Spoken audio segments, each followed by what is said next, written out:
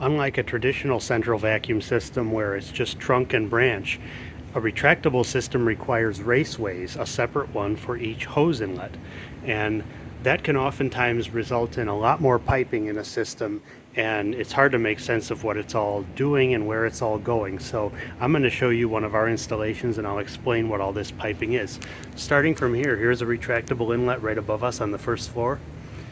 And this stores a 40-foot hose, so we had to run it 40 feet plus a safety factor of about 10%.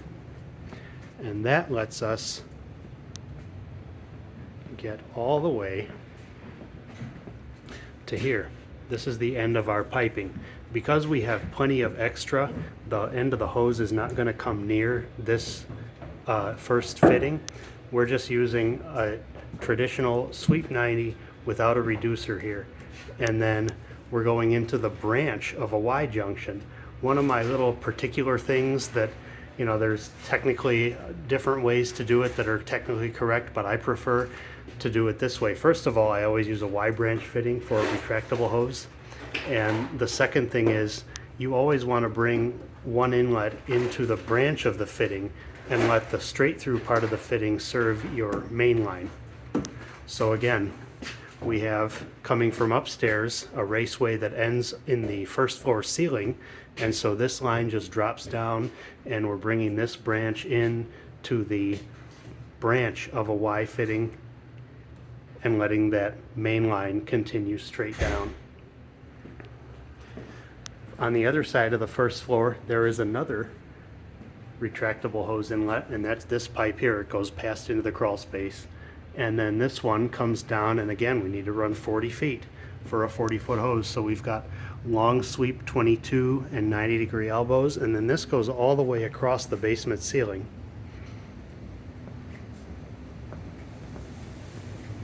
So we're back where we started the video.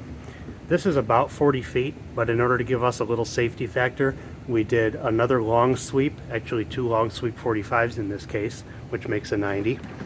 And here we have a reducer fitting installed. This makes sure that the hose cannot go past this point. Now, it shouldn't go past this point, it shouldn't be long enough, and even if it were to, it shouldn't travel past this 90. It should stop here, but the reducer fitting is a little extra insurance. You get one with each valve. It's a good idea to put it in. So this becomes our trunk line. Now as you follow this trunk line, the right hand pipe, we have a sweep T fitting, and this is to pick up a traditional inlet in the basement. Once again, I don't use sweep T for retractable raceway connections. And following here, we have another sweep T fitting for an automatic dustpan. That's acceptable. And then our trunk line, we have a Y branch connection going up to the second floor. That picks up another retractable raceway. We have a Y branch for that. And then this continues further on down to the corner of the basement where the pipe then goes up to the garage, and that's the raceway for the garage inlet. So you do end up getting a trunk and branch system like a traditional setup, but each branch has to be a raceway at some point to hold that hose before it can tie in and continue on to the machine, which in this case is an HP unit. And we have added an air relief valve and a utility inlet with a Y turned on its side. And this is to reduce the possibility of debris coming through here and making a turn and sitting in here, just because that's objectionable. When you open this inlet, which you're probably not going to use very much, you don't want to see all kind of dust and crud hanging around in here. So this connection, rather than like a straight back connection like this, avoids that buildup. And then we come down to the machine, and that's our system.